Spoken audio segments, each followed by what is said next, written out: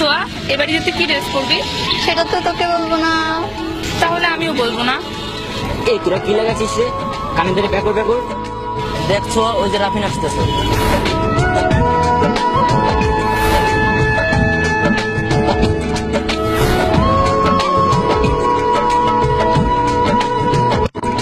কেমন আছিস তোরা? নতুন মোবাইল কিনছিস মনে হয়, দেখি। দেখি দেখি, আমি একটু দেখি। তোরা শুধু নিজেরাই দেখবি, আমাকে একটু দেখতে দিবি না? রাফিনের মোবাইল বলে কথা। আচ্ছা রাফিন, নতুন ফোন কিনলি, তা একটা পার্টি দিবি না? পার্টি?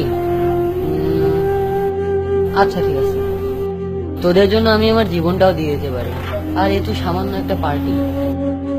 আচ্ছা ঠিক আছে, দেবো পার্টি।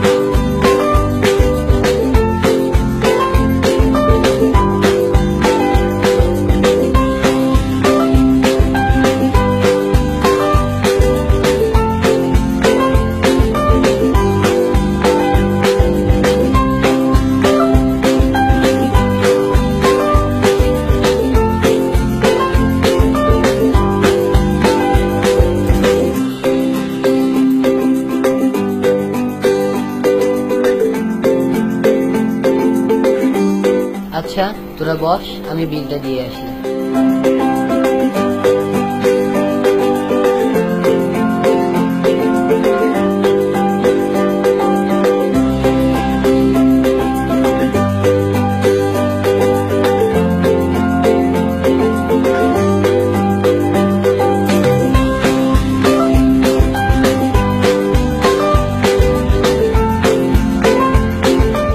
আচ্ছা রাফিন, তোর মোবাইলটা দে তো দেখি। মোবাইল? মোবাইলটা তো বাড়িতে রেখে আসছি। তুই না মিথ্যা কথা বলিস না, তাহলে মিথ্যা কথা বলছিস কেন? সিরিয়াসলি তোরা বিশ্বাস করিস না? মোবাইল তো আমি বাড়িতে রেখে আসছি। বাড়িতে রেখে আসছিস? তাহলে এটা কি?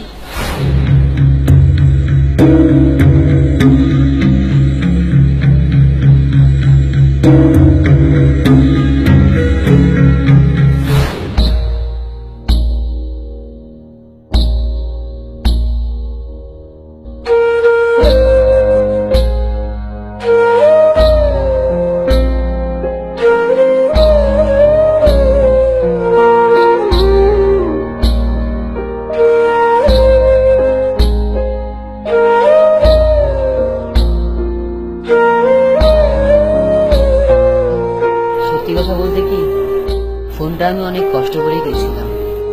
যেমন আমি টিফিনের টাকা, পকেট খরচের টাকা এবং আরো অনেক ভাবে টাকাটা জমিয়ে আমি ফোনটা কিনেছিলাম। যখন বললি পার্টি দেওয়ার কথা, তখন আমি আর তোদের না করতে পারলাম না। তোরাই তো আমার সব, তোদের জন্য আমি সব করতে পারি।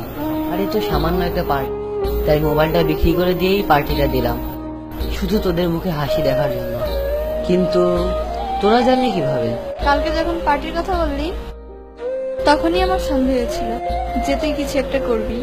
তারপর তোর পিছু পিছু গিয়ে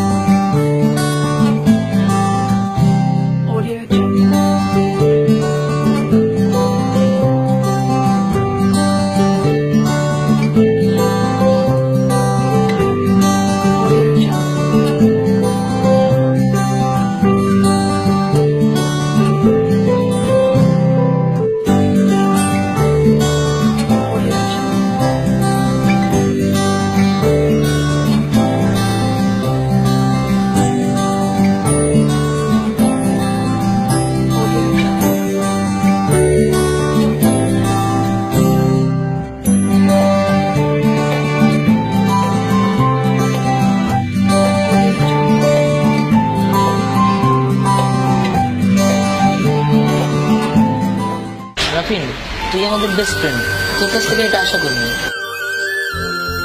আসলে বন্ধুরা তো এমনই হয়, বন্ধুদের মধ্যে হাসি থাকবে, কান্না থাকবে, কষ্ট থাকবে, আবার একে অপরের পাশেও থাকবে। এরই নাম হচ্ছে বন্ধু।